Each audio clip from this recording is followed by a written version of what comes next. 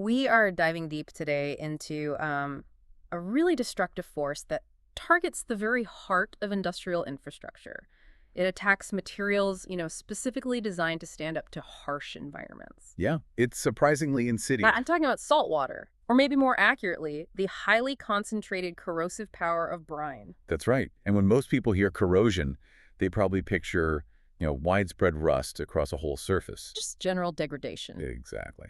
But brine corrosion, it's often far more localized, more insidious. Right. So our mission in this deep dive is really to understand the precise mechanisms behind this damage, how simple dissolved salts, usually chlorides, sometimes other halides, how they trigger the attack. And crucially, we need to understand how this damage actually looks, whether it's that widespread loss or that highly localized, really dangerous pitting we see on equipment surfaces. Precisely.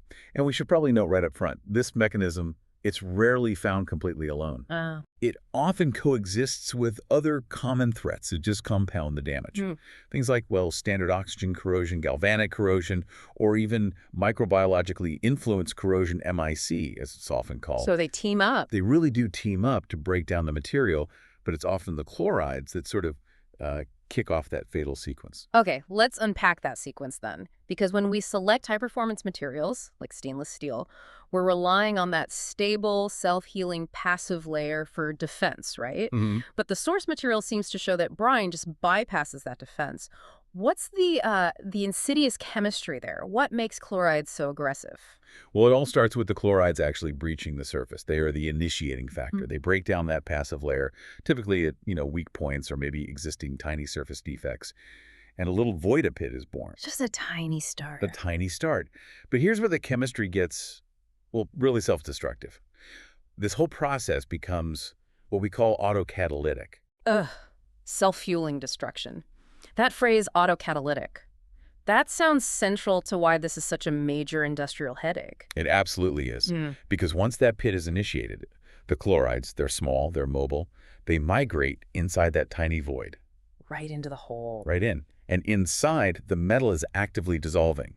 Now, these localized metal ions, they react with the surrounding water, they hydrolyze. Okay. And that hydrolysis forms a strongly acidic species.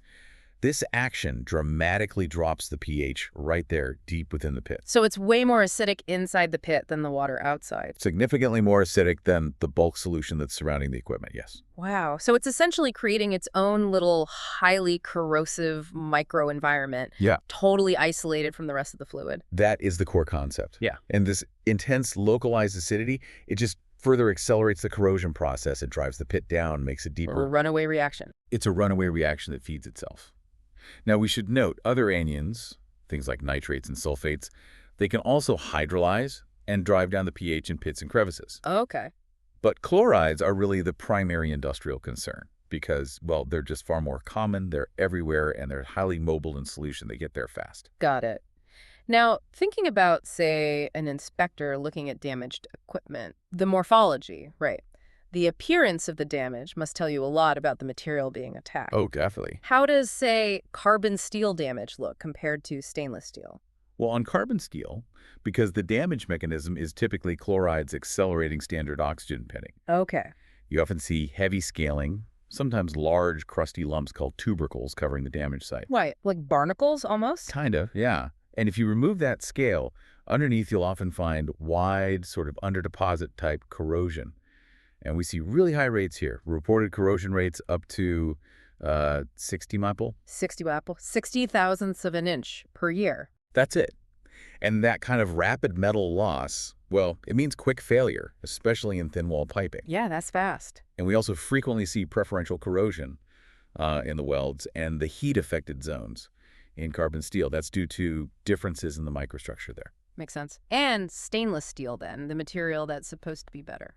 That's where you see the classic, frankly scary pitting damage. It's sharp, deep, and highly isolated pits, really characteristic of chloride pitting and also crevice corrosion. So localized intensity, not widespread decay. Exactly. And that means you can have a pipe that, looks structurally sound overall. Looks fine on the outside. Looks fine, but suddenly it fails because one single deep pit is just punched straight through the wall. Which makes the failure mode so much harder to predict using those simple, generalized corrosion calculations. Slightly harder, yeah. Okay, let's move from the specific chemistry to the environment itself. What are the critical external factors? What dials things up or down in terms of how fast and aggressive this corrosion gets? Right, the environmental controls. Well, if you increase the temperature, that's one big factor. Higher temp, faster corrosion. Yep. Increase the dissolved oxygen content, another major accelerator. Or, naturally, increase the salt or halide content itself. All those raise the corrosion rate significantly. More salt, more problems. Pretty much.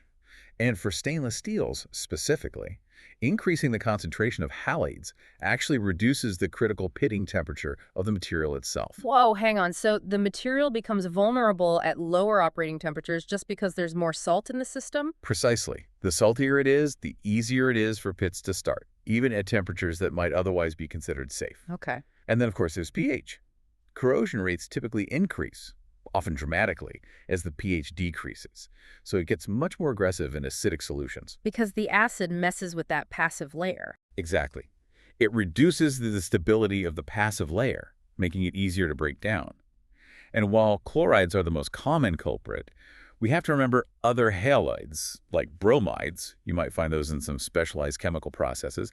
They also cause this type of highly localized damage. This all raises the essential question for engineers, doesn't it? How do you actually quantify resistance to this specific attack? You clearly can't just use any stainless steel. No, absolutely not. And that's where this pitting resistance equivalent number, or PAN, comes in, right? That PAN, yes.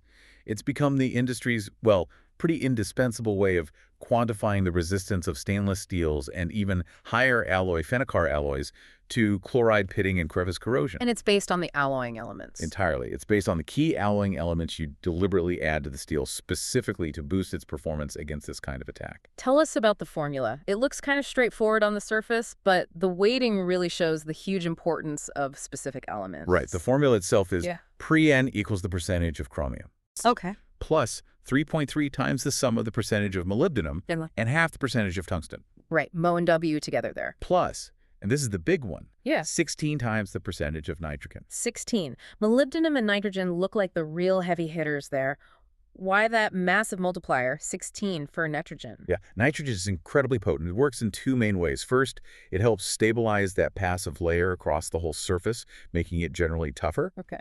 But second, it also tends to concentrate right at the base of any developing pit. And there, it helps inhibit that whole autocatalytic acid-forming process we talked about earlier. It fights back right where the problems start. Exactly.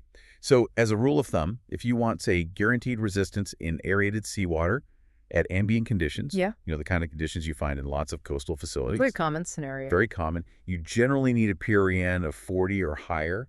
40 is kind of the magic number people aim for in those situations. 40 or higher. Good benchmark. Fascinating. Okay, now let's talk material summaries. The sources mention some materials that are just completely immune. Yes. Fiber-reinforced plastic, FRP piping. It's completely immune to this type of electrochemical brine corrosion mechanism simply because, well, it's not metal. Right. No electrochemistry if there's no metal. That's a crucial non-metallic option. What about the high-performance metals, then? Well, the nicarmo alloys, the nickel-chromium-molybdenum alloys, they have improved resistance, which aligns perfectly with needing that high pre we just discussed. They contain lots of those key elements. Makes sense. Copper alloys are also interesting. They're generally more resistant to pitting in brine than standard stainless steel or carbon steel are. They form a pretty tough protective copper oxide film. But there's a catch. However, yes, there's a big catch. That protective film on copper is quite sensitive to contaminants like sulfides and ammonia. Common contaminants, too. Very common in some industrial water, so you have to be extremely careful what else is in your fluid because those things can quickly destroy copper's resistance. It's not universally applicable. Okay.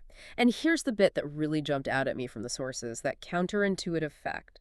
Sometimes using the wrong kind of stainless steel can actually be worse than just using plain old carbon steel. This is absolutely critical to understand, yes. Chloride pitting penetration rates can actually be worse, meaning faster and deeper, in stainless steels that have a low PNN compared to carbon steel. How does that work? Why worse? It's because of that passive layer again. The surrounding passive layer, the part that did not fail, it acts as a massive cathodic area. The positive side of the battery. Exactly. It's like the surrounding healthy material is actively feeding electrical current to the tiny hole, the anode. So the healthy passive area acts as this giant cathode, powering the small active anode, the pit, making it dig deeper, faster, more intensely than if the whole surface was just corroding more or less evenly. That's it, precisely. The concentration of the attack becomes the major risk. It funnels all the corrosive energy into one tiny spot. Wow, okay, let's make this more tangible then. Let's look at where this kind of damage is a major headache in the real world.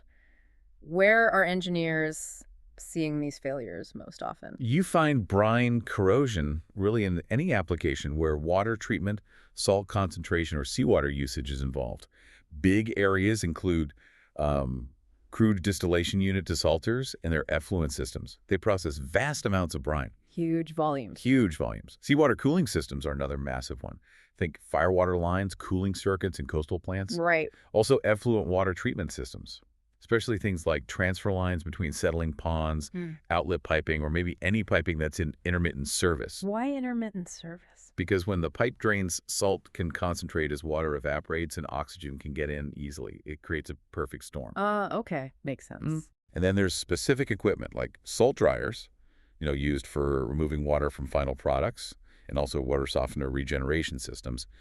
Basically, anywhere salts are handled, concentrated, or processed. So it's pretty widespread in certain industries. What are the primary prevention and mitigation strategies then? Sounds like we either have to control the environment or upgrade the material fundamentally. That's the core choice, yeah. Controlling the environment is really job one, and that nearly always means absolute oxygen control. Get rid of the O2. Get rid of the O2. Oxygen accelerates that pitting process immensely. So you must identify and eliminate all sources of dissolved oxygen. If you're using, say, wash water for a desalter, it has to be from a deaerated water source. Can't just use any water. Nope. Chemical scavenging is also effective in brine systems. Sodium metabisulfite is a good example of an effective oxygen scavenger commonly used. And I guess engineers need to look out for just accidental aeration too, right? Like water just free falling into or out of tanks or ponds. Absolutely. Simple design flaws like that can introduce the very oxygen that dramatically accelerates the brine damage. It's sometimes overlooked. Easy to miss. Huh. Okay, so that's controlling the environment. What's the second path? Material upgrade. Material upgrade is the other main route. That means upgrading to those highly resistant NiCrMo alloys we mentioned, the high PURN ones, or switching to nonmetallics like FRP or maybe PVC in some cases. And FRP seems popular. FRP has become, a very common modern material of choice, mainly due to its immunity to this specific mechanism. But you always have to watch out for its limitations regarding operating pressures and temperatures. It's not a universal fix. Right, it has its own boundaries. What about coatings for plain carbon steel? That often seems like the cheaper first-line solution people might try. Yeah, internal coatings like epoxy phenolic or maybe coal tar epoxy, they definitely can provide protection for carbon steel. However, Always a however. always a however with coatings, we need a huge warning sign here. Coating integrity is absolutely paramount. Why is that? Because if that coating gets damaged, even a tiny pinhole, the resulting bare spot of metal becomes a highly localized anode surrounded by a huge cathode, the coated area. Same problem as the low PURN stainless steel. Exactly the same principle. A flawed coating can create an aeration cell right next to the void, or it can cause galvanic coupling. Either way, it can potentially accelerate the corrosion dramatically at that single point of failure. So a coating flaw might actually localize the problem and make it substantially worse than if you had no coating at all, compounding the danger. It absolutely can, yes. It's a major concern with coated systems in corrosive service. Okay. Finally then, how do we keep an eye on this once the plant is up and running? What are the inspection and monitoring techniques? Well, inspection relies mainly on standard NDE techniques. Things like ultrasonic testing, UT, including scanning UT to cover more area, and also radiographic testing, RT, for volumetric checks and thickness measurements. Standard tools. Standard tools. For screening long, straight runs of pipe, guided wave testing, GWT, can sometimes be used. It helps identify general areas of wall loss for follow-up inspection. Solid. But GWT might miss that sharp, isolated pitting damage we discussed if the pit is too small relative to the wavelength, or too deep without significant surrounding loss. Which is precisely the most likely and arguably the most dangerous mode of failure in these highly alloyed materials or at coating defects. Yes, exactly. It's not foolproof for finding those critical localized flaws. For ongoing monitoring of the environment and the actual damage rate, you typically rely on corrosion coupons, maybe electric resistance probes, or permanently mounted thickness sensors in critical locations. Real-time data. Trying to get real-time or near real-time data.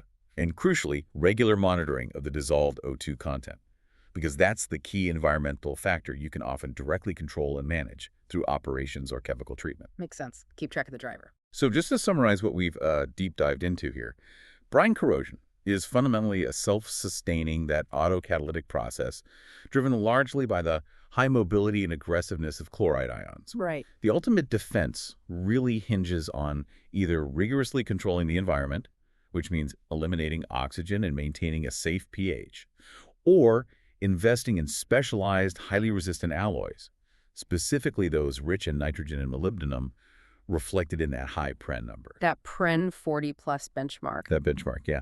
Or alternatively using immune nonmetallics like FRP where conditions allow. What's really fascinating here, thinking about the bigger picture, is that the sources repeatedly highlight systems handling just vast amounts of salt water. You mentioned seawater systems, crude desalters. Now, given that the best technical solution often requires these expensive, high-Pren alloys, which have specific supply chain demands, elements like moly and nickel aren't cheap or universally abundant. What does this imply for global infrastructure costs and maybe even material availability, especially as reliance on things like desalination and the subsequent brine treatment that comes with it continues to grow worldwide? That's a really important point. It feels like this hidden chemical attack isn't just a technical problem, it's fundamentally an increasing global infrastructure challenge, one that we're only going to see intensify as we inevitably rely more and more on the oceans for fresh water and cooling.